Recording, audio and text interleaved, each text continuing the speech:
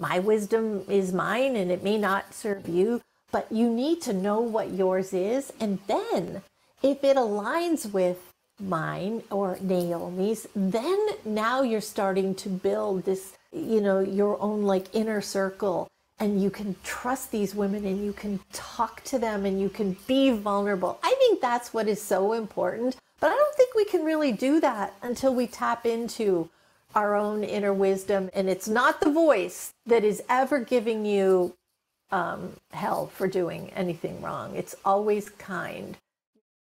Welcome to the Brand Stars podcast. If you're a visionary woman with a message to share, and you're already the face of your brand, but would love to become the star of your brand, then you're in the right place. I'm Naomi Espint, longtime personal branding photographer, videographer, trainer, and creator of the online Brand Stars Academy. I host inspiring guests on this podcast, each an expert in their own field. And we all share a passion for helping our fellow women to shine our light and share our brilliance in the world even more brightly. So that's the golden thread goal of each episode. Let's dive in. Enjoy. Very special welcome to my wonderful guest, Lynn Elia. Welcome, Lynn. Oh my gosh, Naomi, thank you so much for having me. I always love talking to you. And I love talking to you. It's such an honor to have you with us all the way from the USA. So I think you're 6 hours behind us at the moment. Yes, I think so. Well, Thank you, Lynn. For those of you watching, Lynn and I actually met online blogging. Lynn, I think it was 10 years ago. It's got to be a decade. Naomi, it's so funny. We were both just starting. And I had my thing going. I don't know how I think we commented on each other's post to give ourselves encouragement, and then we went from there. It's been great, and I'm so happy to have known you all this time. Oh, me too, absolutely. And it's been such a privilege and a pleasure to watch your business taking off online, Lynn. You are so inspiring. So I'm very excited for all of you ladies watching, and I just want to give you a quick intro. So Lynn Elioff is an author, a business coach, an internet lawyer, and founder of Gutsy Glorious Living, which takes living your best life to a whole new level of gutsy. How does that sound, ladies? Listen in. Lynn's self-care model is rooted in entrepreneurship because she believes when a woman owns a business, she owns her life. Sounding good. It's a modern-day framework for how to spend your time, your money, and your love with meaning and purpose. Lynn says the exhaustion that most women feel isn't because they've got too much to do, but because they feel unfulfilled. She says that becoming your own boss in business and in life is the path to ultimate fulfillment. Yes, Lynn. Yes. And it all starts when we're finally ready to woman up. So, yes.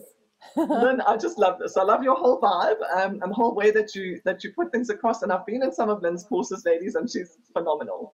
So, Lynn, may I ask you you're welcome. May I ask you to kick off by just sharing a bit about your journey and what has led you to do all these fabulous things that you do today? Well, I'll bring you up to the point where we met online. I had decided at that point that I was not going to be on anyone else's timeline anymore, that I needed to be in charge of my time and my money and my love so I had all the love. I have 4 kids, an amazing husband, and we had a lovely dog until we lost him earlier this summer. But so that was good. And as far as money goes, we had money, but I wasn't making money the way I wanted to make money. And that was always a conundrum for me because it was so locked into my time. Like, how much time could I spend working for someone else, fulfilling their dream and not mine? So I decided that right then and there, like, I want my own business. I want to own my life. And so that's how the journey began, really. And so I brought my legal background online, Naomi, and I decided to open a sort of a virtual law office. And from there, as I learned how to be in business and what it meant to be a businesswoman, here I am today, and I'm running a company that I absolutely love, teaching women how to do the same thing. I love this, Lynn. And like I say, so inspiring. And yeah, very valuable also. I love that you brought your experience together with regard to your legal work, because that's something that we also often have a gap with our online businesses. And just a little shout out to your beautiful little dog. I think his name was Chewy. Chewy, yes. Yes. Thank oh, you, and it's just lovely to see him. Yeah. It's lovely when we develop relationships online and we get to know the families too. Yes, So, I know. Yeah. It's so amazing. It never ceases to amaze me how you can become so close with the women that you're meant to hang out with, right? Like sometimes when we grow up and before the internet and all of that, we just had people who were in our neighborhood or in our school system or in our work environment. And that's kind of where we were. And those were the people we had. But now I find online you can really attract the people that will lift you up, who are most aligned with your spirit. And so you're one of those for me. Thank you, Lynn. And you're one of those for me. And I love the way that you do that. It's so true. In your emails, in your copy, in the way that you present your courses, you have such a unique and wonderfully vibrant manner and message. And I know I recently did one of your courses where you were speaking about that, about really getting your message aligned with yourself and with your tribe, your audience. Yes. So I know one of the things that you speak of a lot is Women Up. And what do you mean by that, Lynn?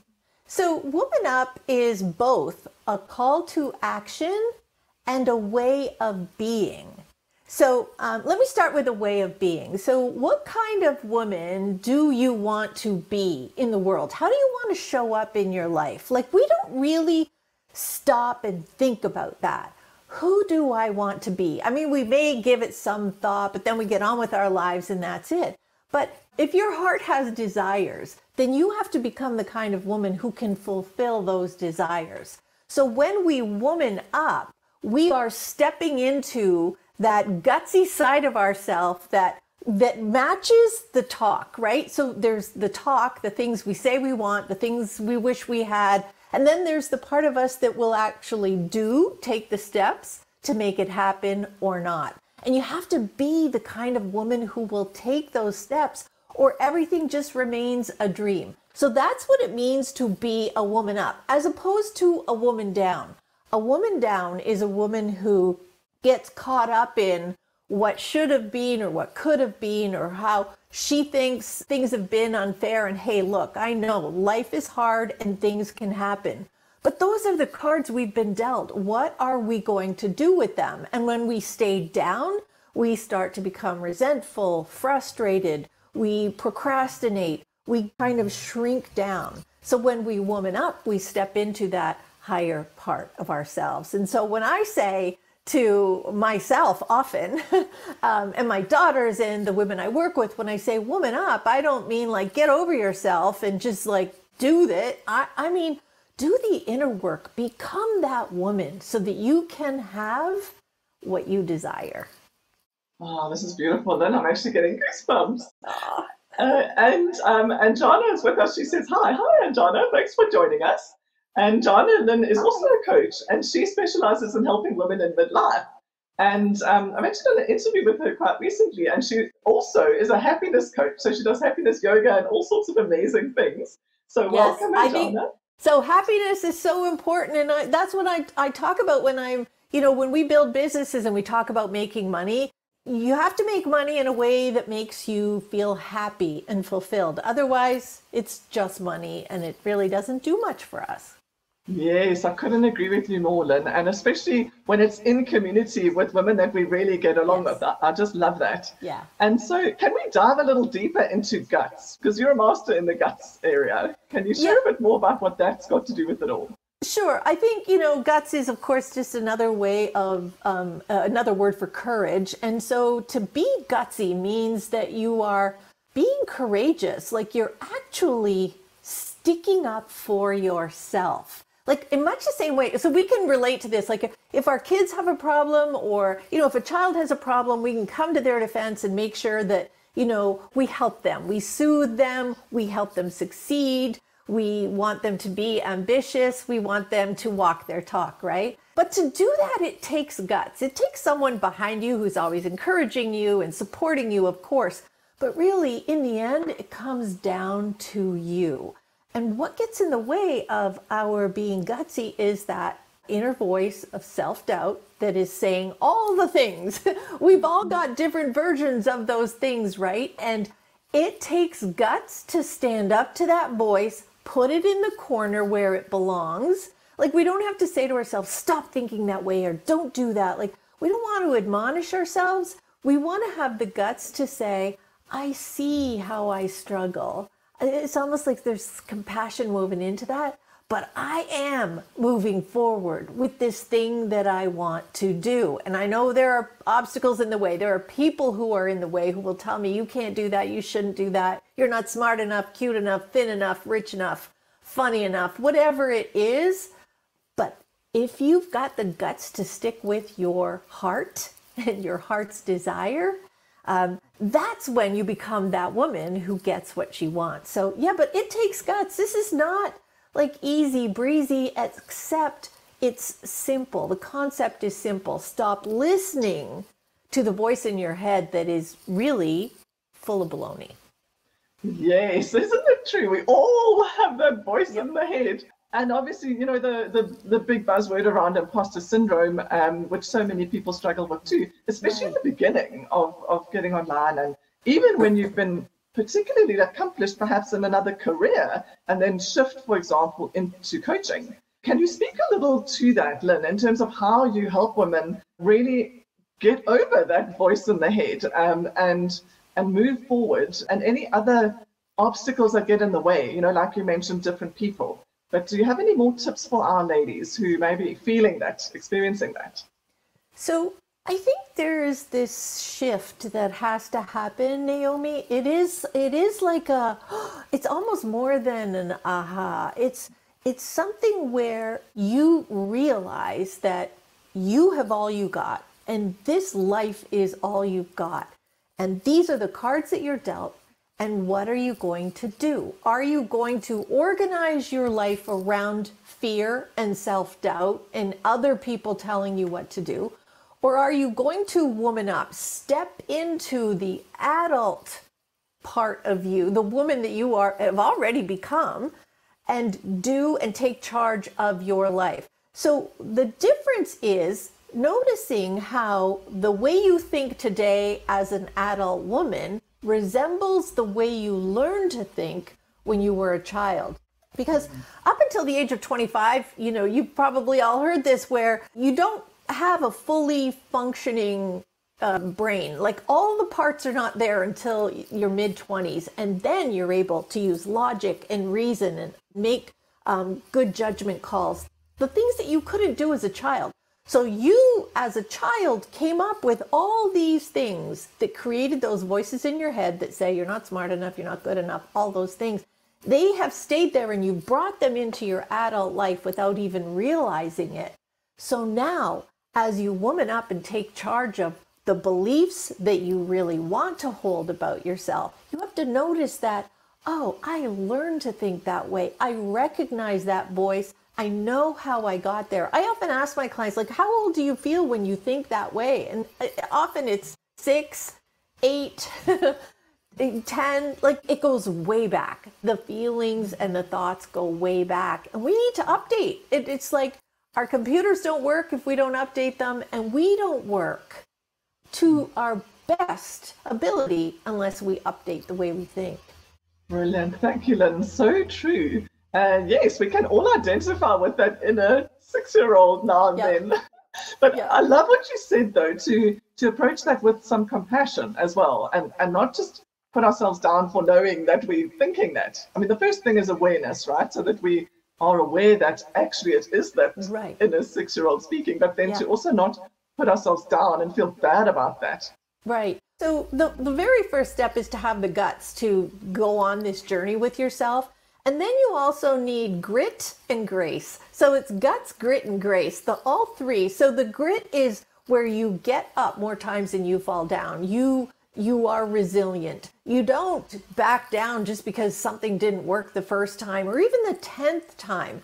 Naomi, I bet between us, we have hundreds of times where things didn't work over the years, and yet we still get back up. I see that as my only option, to get up and try again. So that's the grit, the resilience, the belief that I can handle this, I can do this. Yes, that may not have been fair, but I must move on. And then the grace part of it is the compassion, the love that we have for ourselves, that the 6-year-old who's still in there, who thinks she knows better.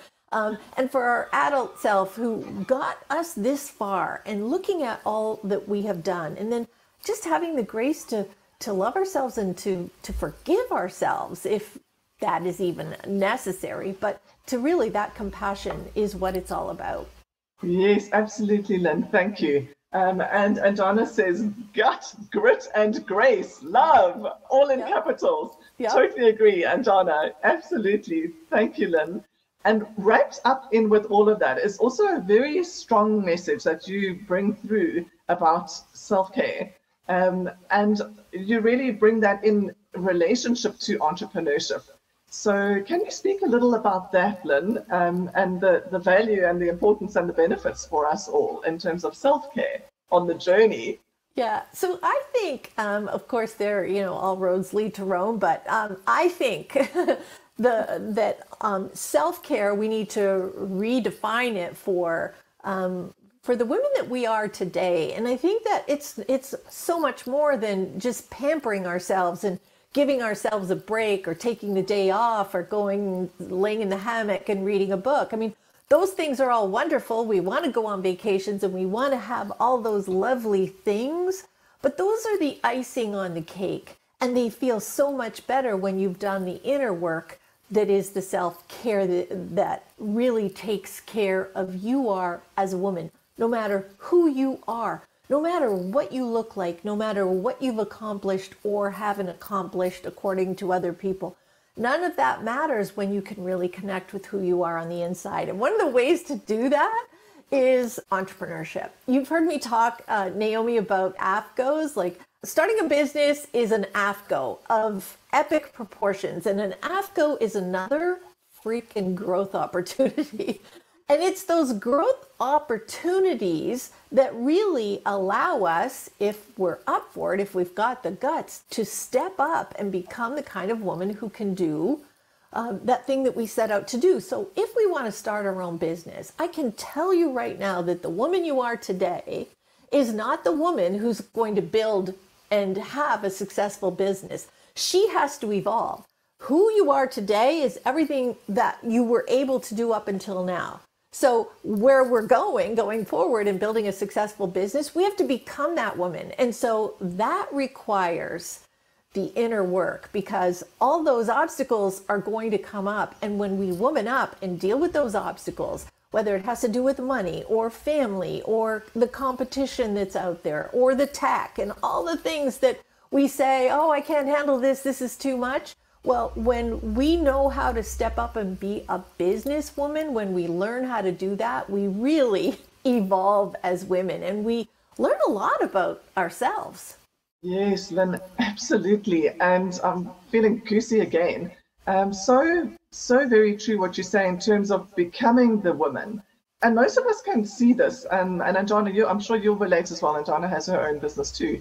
If you look back, like a year, 2 years, 3 years, 5 years, you realize how very much further you've come and how much more capable you are in terms of your business, in the skill sets, but also in terms of the mindset.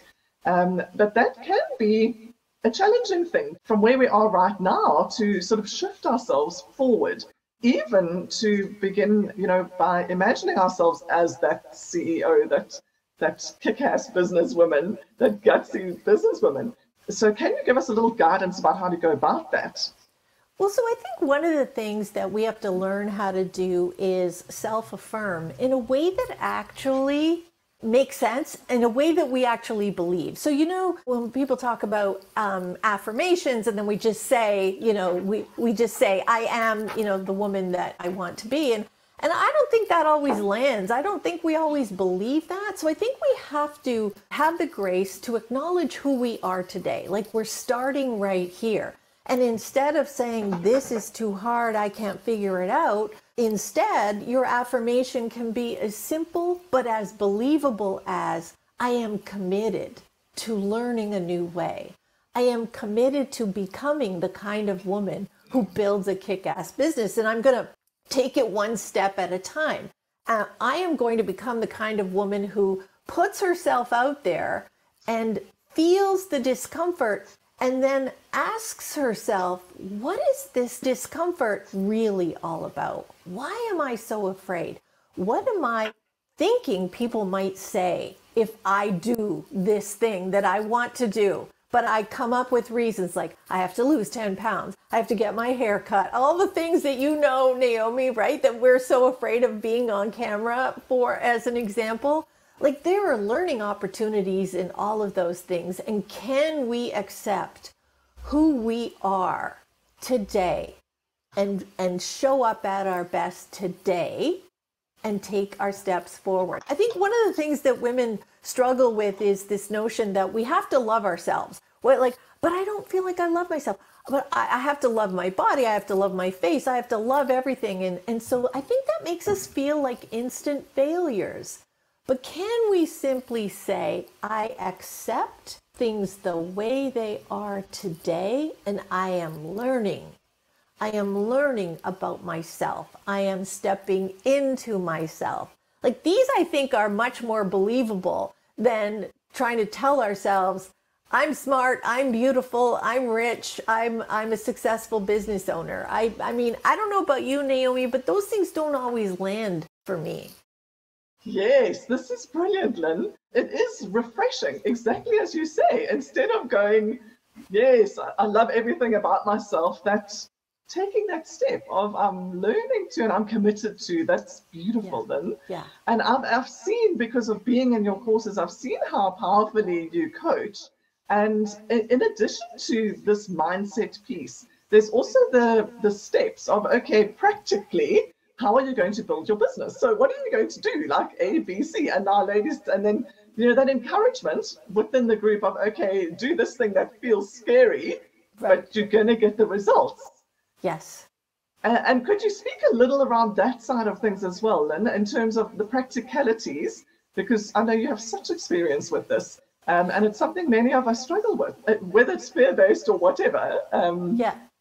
So there are different approaches to how you're going to build a business, but what we need first and foremost is a plan. So the goal is to build a business, and then what's the plan? Like, how will we do it? And then the strategy is the steps. So for me, what I teach, because this is what worked for me, is, so the goal is to build a successful business. The plan is to go from book to business. So to write a book and turn it into a business. So the first step is the book. If you already have a business, then we write the book. It doesn't matter at what point you are at, but a book changes everything. And then what is the strategy? How do we take that book and turn it into a business? So I think that if we don't have a strategy, we are all over the place. We buy this course and that course. We learn about Facebook ads, then we learn about webinars, and then we learn all of these different things. Whereas what I teach, and some people may say it's counterintuitive, like, don't you need to have a business before you have a book? And I'm saying the process of writing a book, the way I teach you, takes care of all the things that got left behind or forgotten as you're trying to build your business, such as who you are, who do you want to serve? You have to know that. You have to know what your gift is, what problem you solve, and how you solve it in a way that makes you stand out. So it's not about, oh, somebody else is already doing what I want to do. This is about how are you going to do it in a way that makes you stand out. And so when you write a book, you figure that out, because we go over what your message is, and then we go over what your offer is, which is about your product and your service. And as we're fleshing that all out in your book, which becomes an amazing marketing tool for your business, you are building your business. From day one, when we first start writing your book, I'm encouraging you to start marketing and selling your services. But here's the thing, now there's cohesion to it. Now the book resembles the business resembles the book, and your book becomes, I believe, it does a lot of the heavy lifting as the chief of marketing and sales. That's what actually happens, because now you have something to talk about always. You know, when you go to parties and say, people say, what do you do? And you're like, it comes out different every time. Well, now the way I teach you is, you know what to say. You know how to talk about your book. You say that you're an author, which gives you authority and credibility. And you talk about how you help people because you've done all that work and put it in the book. It's just the coolest thing. It is the coolest thing, Lynn, absolutely. And I've watched you do this because I've known you since before your book. And so your first book, if I remember, is Gutsy, Glorious Life Coach. Yes. Which is a bestseller on Amazon. Yeah. So let me tell you this story. So I wrote that book in 2015, Naomi. So in 2020, of course, we all know that year, and it was in the middle of 2020 that I got another email from someone who'd read my book. And I was in the midst of writing the follow-up, which is going to come out. It's called Gutsy, Glorious Businesswoman. And I wasn't putting it out there because I just could not get this book right. Every time I picked it up, and it was like 230 pages. And I thought, this book doesn't feel right because I wrote what I thought I should write. So it was like June of 2020, and I start taking everything out of this book that I didn't feel belonged there. And I thought, oh, I'll just replace it. And I got it down to then I was left with 74 pages. And I read it and I thought, this is all that it needs to be. I don't need to add more to this. And I started to think about what my book, Gutsy, Glorious Life Coach, had done for me in finding me clients on Amazon. And I thought, I want to teach women how to do this. And it doesn't have to be a big book. It can be a short, I call it a mighty tiny book, like 50 to 100 pages. And so that light bulb went off in the middle of the COVID crisis for me back in 2020. And that fall, I started Mighty Tiny Book Academy, and we are coming up to, this is the 1 year anniversary for it. So I'm so excited and proud and happy. And that's what happens when you allow yourself to kind of go inside and say, what is it about me? What am I good at? Well, I already wrote a book, and now look what I did. I just dropped down to under 100 pages, and I could teach women how to do this because I've had experience with writing a book and getting clients from that book. Eureka! So it's kind of like, finding your niche or finding that thing that you love to do, and it all comes together. It's great. Super exciting, Lynn. And I actually have so many questions because this book writing thing is super close to my heart. Yep. I wrote. Away. Okay, so my story began, also before I met you, even I think 10 years ago, or even longer. I wrote a novel because I thought I wanted to write nonfiction, but I thought I need to get to know how to write. And so let me do something easy and write a novel. So I did, but I never published that. And then when it came around to, was it 2016, after I had been very blessed to win my scholarship to Marie Forleo's B School, which I know you've also done, which is awesome. So then I wrote my nonfiction book. Anyway, long story short, I used that to, what actually happened is I'd submitted it to Penguin Publishers, and their business editor loved the concept, all of that. But then the concept committee said no, because it's so visual, it belongs online. So I took my whole basis of my book and reversed it into scripts for my online course. So created an online course. And ever since then, I've had the course, but not the book. And there's something that resonates very strongly with me, what you say, and what one of my other beautiful friends said, who is on Vancouver Island, and she's an author, and she's got 5 published fantasy novels, and she's been in the film industry. And she just dropped a little mention to me quite recently, and she said, different people approach your work in different ways. And many people do like to begin through the process of reading a book. Yes. Which is me. I like that. Yeah. So I've been thinking that's what I need to maybe do, is take that content, but I don't want it to be identical to the course. No, and it shouldn't be. So, okay, this is great. There's some stuff to unpack there, but here's the thing. So writing a novel, I commend you. I don't think I could do that, but that's a different kind of book.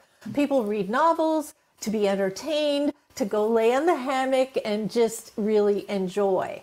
But an information-based book, where particularly a book that solves a problem or something that someone's dealing with and they need some answers, they don't want to go lay in the hammock and read that book. They want to just sit down, read it, get the answers, and then let you guide them onto what their next steps are. So that needs to be short and sweet. When you look at a lot of the reviews on Amazon for so many of the self-help and information books, so a lot of the reviews, read them, they'll say this book repeats itself. It says it was the same as the previous book. Like all of that, and that's only because the author believes that they have to have a lot of pages to prove they're providing a lot of value. But that's simply not true. So writing a nonfiction book is not about being a writer. It's about helping someone, delivering information that will be helpful. And the process of reading a book, though, is still the same. Like you create that connection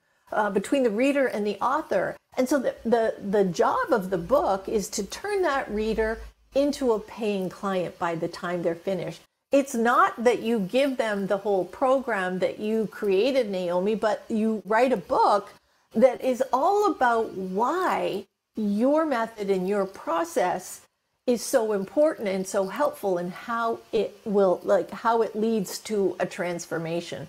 So of course, you can't pick up a book and immediately know how to ride a bike. Even though all the pictures and all the instructions for how to ride a bike are in there, you have to go out and do it. So we set up that book so that you are ready to take the next step. The reader is ready to take the next step of doing it. And I think that's what's so powerful about the book. So really, there's all the marketing in there. Here's the thing, and this is what's so amazing with so many of the women who've been writing books, is like I tell them, you have a year's worth of content in that book. You can write blog, like you'll never have to guess. You can quote yourself all day long on social media and create lovely graphics, but it all makes sense. It all leads back to you and your business instead of just throwing random stuff up there.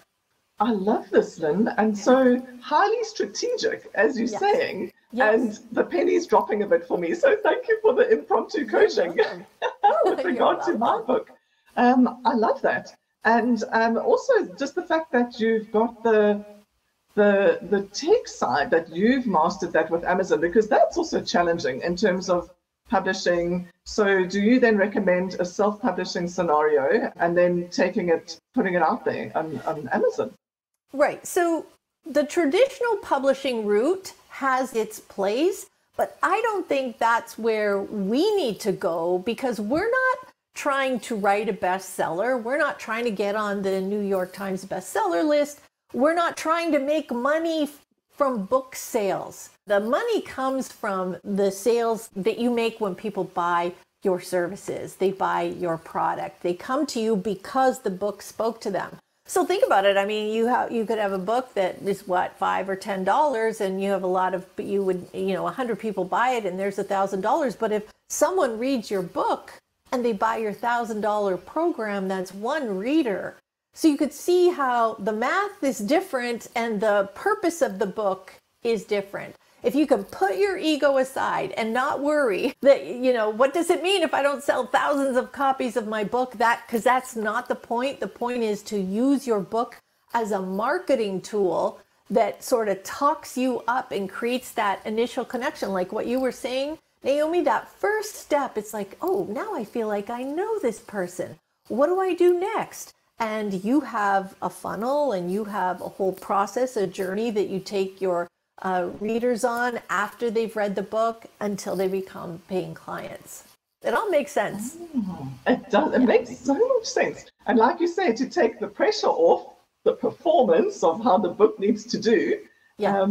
Although kudos to you for getting onto the bestseller list.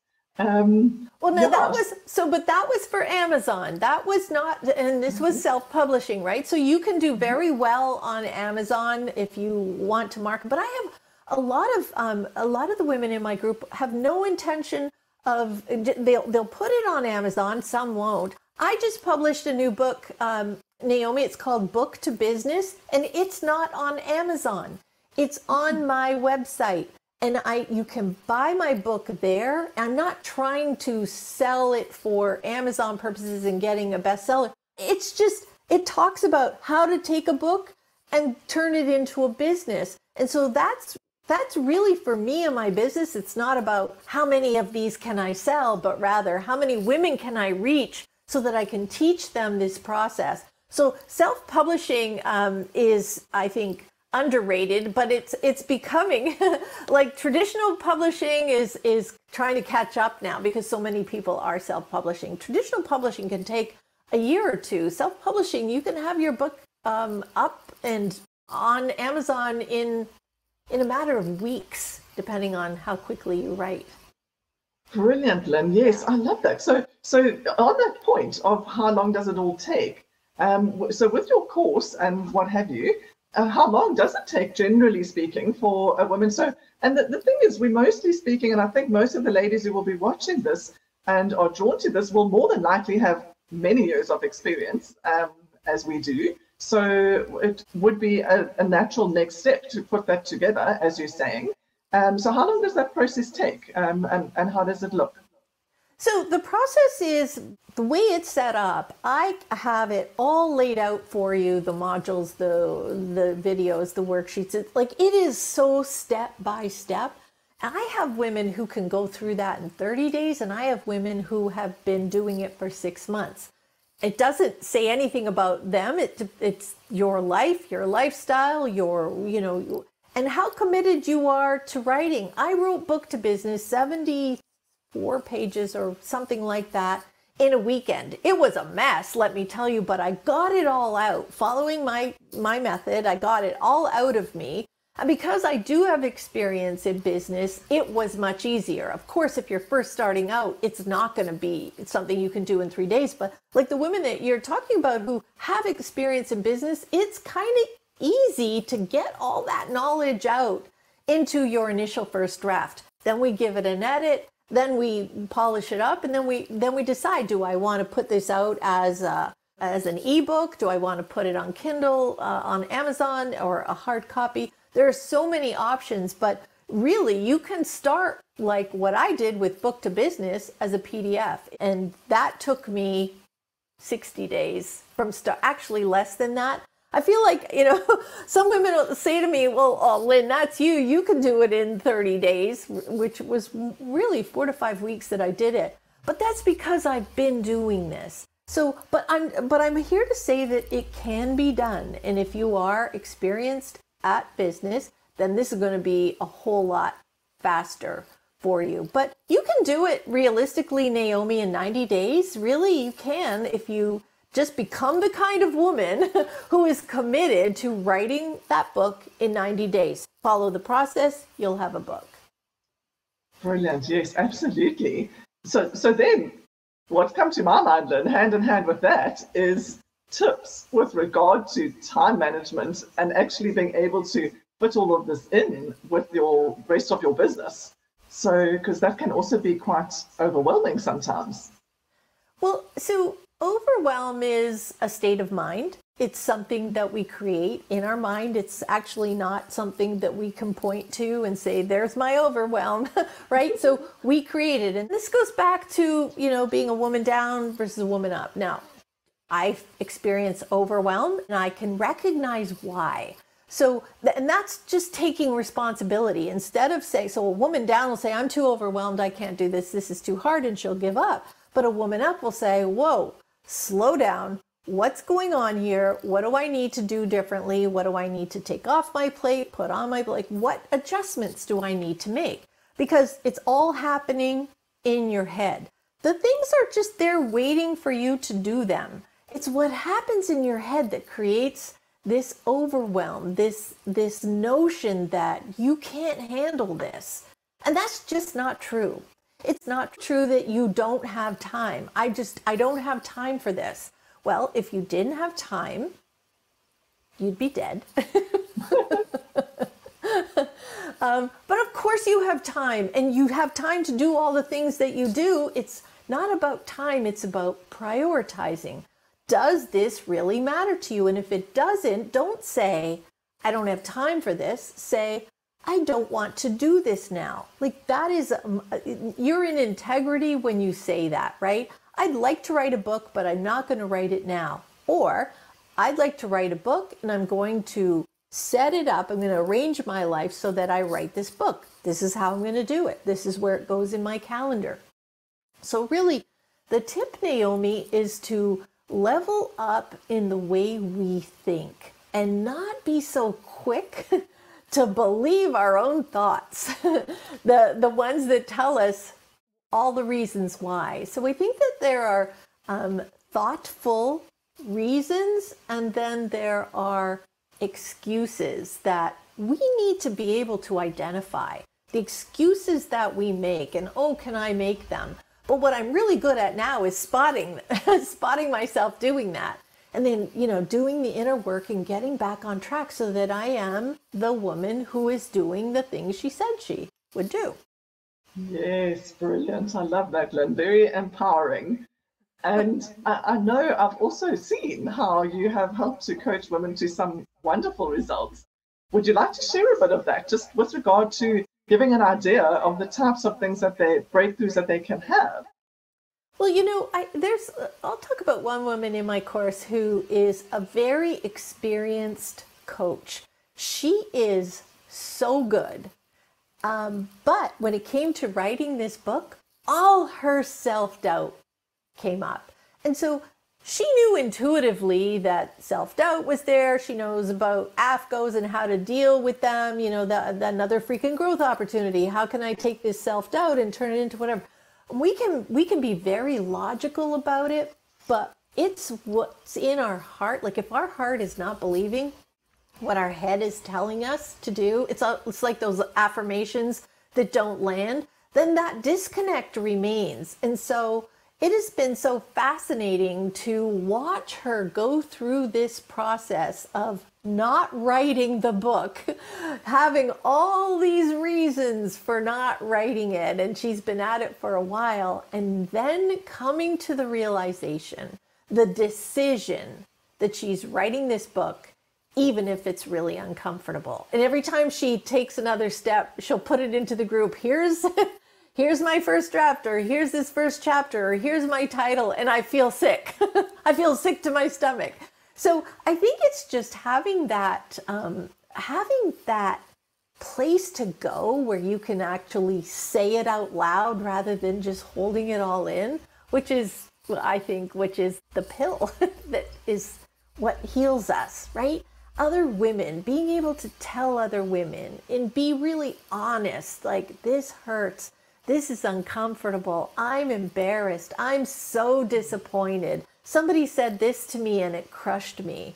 When we can get that out into the open and deal with it rather than hold it in, then we can move forward. So I think this coach has set an amazing example of what a woman can do when she has the guts, she has the grit, and she has the grace to be kind to herself and move forward. Oh, brilliant, Lynn. I love this.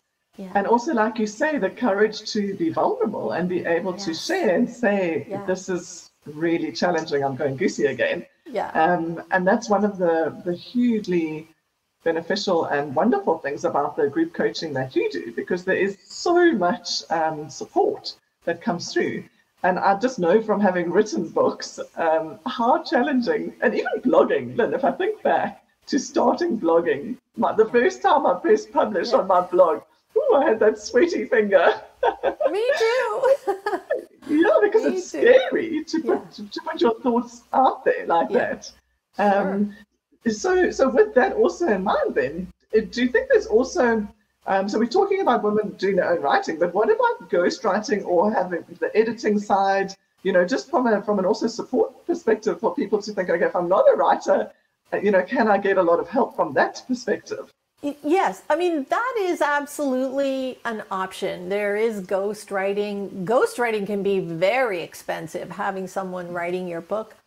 I don't think you need to do that. So ghostwriting as opposed to having an editor. I think everybody needs an editor. So you can be the worst writer or the best writer. The best writers on, your favorite authors, they have all had amazing editors. No matter how good they are at writing, they go through the editing process because you need to step back from your book and let someone else read it and say, yes, you've accomplished these goals that you set out to do. So if we start out, we say, I want to take my reader on a journey from point A to point Z, we hand it over to the editor and we say, have I done that? And have I done it in a way that makes sense? Is it coherent? So I firmly believe that you do not, to write this kind of book, you do not need a ghostwriter.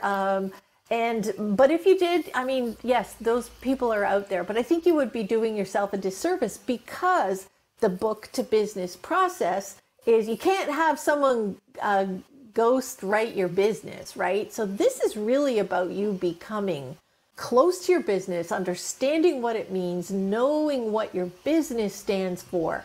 And it's then what makes you stand out. And I don't know if a ghostwriter could do that for you. Yes, very wise and such good points. Thank you, Lynn. And I can also just feel as you're speaking that it's such a great process to get in touch with your own voice in terms of your business. So also just the style and the tone and your own personality to bring that through. Yes. And I think too, in order to find your voice, you have to use it. You have to use it. You have to put things out there. And maybe it didn't sound right the first time, so you figure it out. And then you say something and people say, whoa, I love the sound of that. And then now I know. So for example, when I first was saying to myself, when a woman, and I've always said, when a woman owns a business, she owns her life. So I'm going to own my own business. One day I said that out loud. I just happened to say, because when a woman owns a business, she owns her life. Everybody was like, whoa, what?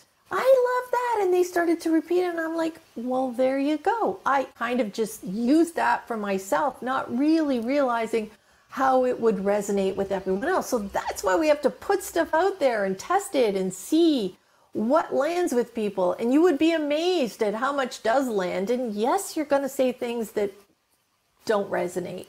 But do you want to do that? Like hold yourself back and keep yourself from finding those golden nuggets, the wisdom that you have inside you. You just have to find it and bring it out. And so finding your voice means you have to use your voice. And you have to have the guts to do that.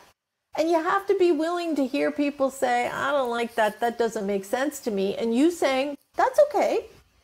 You're not my ideal reader maybe, or you're not meant for this, or I didn't write it for you. Yeah, it's true. That can be one of the hardest things, especially when we are naturally, and I am naturally, a people pleaser. So you're not wanting to offend people. So it can sometimes be difficult even to find that, identify what it might even be that you might be holding back. Yeah, the people pleasing, and we all can identify with that, Naomi, that hurts us more than we can imagine. And it is so scary and so ingrained in us that it can freeze us into to here, and so that we stay here, so that the woman we are today is just, we stop here, we freeze, and maybe we froze from 10 or 20 years ago and we're still that woman because we're so afraid that someone is going to be offended or tell us that we're not doing it right, or who knows what. And that is especially difficult when it comes from our parents, close family members, a spouse. I mean, you talk about guts to be able to say, I believe in myself. I am doing this. I am not hurting anyone. I might, cause people to bring out their rudeness or whatever, but that's on them. That's not on me. How other people react is about other people. And so I believe, Naomi, that you are an extremely kind-hearted person. And I think you know that about yourself. Like, I know that about me. And yet sometimes I could just think, oh, I better not, or should I or shouldn't I? And sometimes I decide not to because it's just not worth it. But when it's worth it, like when my happiness and my sense of fulfillment depends on it, then I really don't see that I have a choice. I might offend somebody, but I need to choose myself. Yes, that's so beautiful, Lynn. I love that. And it brings us sort of full circle back to the intro where we mentioned with regard to you saying that what makes women really let us down is feeling unfulfilled. Yeah. So the message being to be able to tap into that authenticity and share it and let it shine. Yes, I mean, fulfillment really is about listening to your heart, and you would be amazed at how you're suddenly not so tired and exhausted anymore. You may have to fight a few battles as you stick up for yourself, but that's different. It is so freeing, and that's what fulfillment feels like. Like, there's happiness, and happiness is, I think, and this is the difference between the two. So happiness are those little things that we do that can make us feel happy. And I don't want to, like, this is just my definition. This is how I distinguish. So like, it makes me happy to go spend a day at the spa, right? But I feel fulfilled when I have accomplished something that was really, really important to me. And I did it and I hung in there. And I have this sense of accomplishment. Not because I can show it to the world and say, oh, look what I did, but because on the inside, it feels like, whoa, I really womaned up and did it. And that is exhilarating. Yes, absolutely. I couldn't agree with you more. Yay. Lynn, we're coming close to the hour, and I'd love to just give you an opportunity to share how people can find out more and work with you, and any links that you'd like. I can actually pop a banner up at the bottom of the screen if that works for you. So if you go to lynnelioff.com, it will start you down the path of how we could work together. And really the first step, if you are building a business, is to get that little book that I just wrote called Book to Business. There's Gutsy Glorious Life Coach, which walks you through all those steps, like the 46 steps of how to build a business. But I think that if you start with Book to Business, it'll give you a real strong foundation of what it means to build a business. And because oftentimes we start, like, would you build a house and start with the roof, Naomi? Of course not, right? That's the analogy that I use. We have to start at the foundation, but too often, like I did, I started my business by building the roof first. And of course it collapsed and it didn't work and I had to start over again. So Book to Business sort of shows you how to start with that foundation and build from there. Fantastic. Thank you, Lynn. I can see how this can also be really valuable for some of those of us who already have our business and really just want to take it further, because like you say, there's a whole audience out there that you can reach through a book that you can't reach in another way. Yeah, if you want to scale your business, so if you've been at this for a while and you want to scale your business, reach more people, make more of an impact, but you're not able to do that, this is how you do it. Whether you're first starting out, if you're first starting out, you can eliminate so many of the mistakes that I made when I first started. I mean, I seriously thought, it's the internet. How hard can it be? I'll just put up a website and everybody will come. Oh boy. So that was 10 years ago. It is harder now to break through because there's a lot of noise, and your potential clients are far more sophisticated now because they've been on the internet and they've seen all these marketing tactics and they don't like all that sleazy, salesy stuff, right?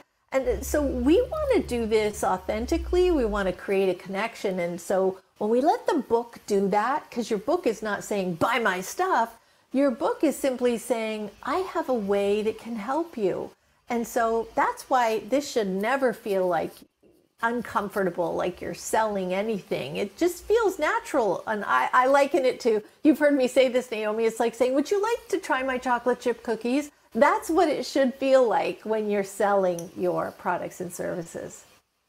Beautiful, Lynn. I love that. And yes, I have heard you say that. And it's often in my mind when I think about anything in relation to sales. Yeah. Gorgeous. Yeah. And Lynn, would you like to wrap us up with any final words of wisdom, jewels from all of your experience? Well, I don't profess to be all that wise, but I do have my own inner wisdom, and I think that serves me. And so I think we need to find what that is for each of us. So my wisdom is mine, and it may not serve you, but you need to know what yours is. And then if it aligns with mine or Naomi's, then now you're starting to build this, your own like inner circle, and you can trust these women and you can talk to them and you can be vulnerable. I think that's what is so important, but I don't think we can really do that until we tap into our own inner wisdom. And it's not the voice that is ever giving you hell for doing anything wrong. It's always kind. Your wise voice is always kind. Oh, that's beautiful, Lynn. Such a lovely note to end us on. Thank you. I'm going to be definitely following all of this and really applying my mind to my own book and how to put that all together in terms of the business, because I can see it as something that's a bit of a missing link for me in terms of my particularly reaching a wider audience, as you say. Yeah. Oh, I'm so excited for you, Naomi. I love everything you're doing. So this would be fabulous for you. Oh, thank you, Lynn. And I love everything that you're doing. And I'm so grateful to you for taking time out of your precious, precious day to come and share this all with us. Thank you. Thank you. And congratulations on your podcast. I think it's fantastic. Oh, thanks, Lynn. I know you've also, with your background in radio, you've had a fantastic podcast going too. I have to get back at it right now. I'm focusing on my little academy and building it, but I've been thinking, I don't know, Naomi's got a podcast. I should get mine back out too. It's so fun. Brilliant. I love yours, and you have fantastic reviews. You really do. So thank you, Lynn. I so appreciate it. I'll be following everything that you're doing. And thank you to all of you ladies who've been with us, whether you're watching us live or the replay, and have a beautiful rest of your day, all of you. We hope you enjoyed this episode as much as we enjoyed recording it for you. If you did, please share this podcast with your women friends, leave us a review, and subscribe. We'll be most grateful to get the message out to more visionary women who want to become the star of their brand. And here's to you becoming the star of your brand. To help you with that, hop over to brandstarscourse.com and grab your free online course to get started. Then join us for the next podcast episode. Thank you for being part of our Brand Stars community, and have a radiant rest of your day.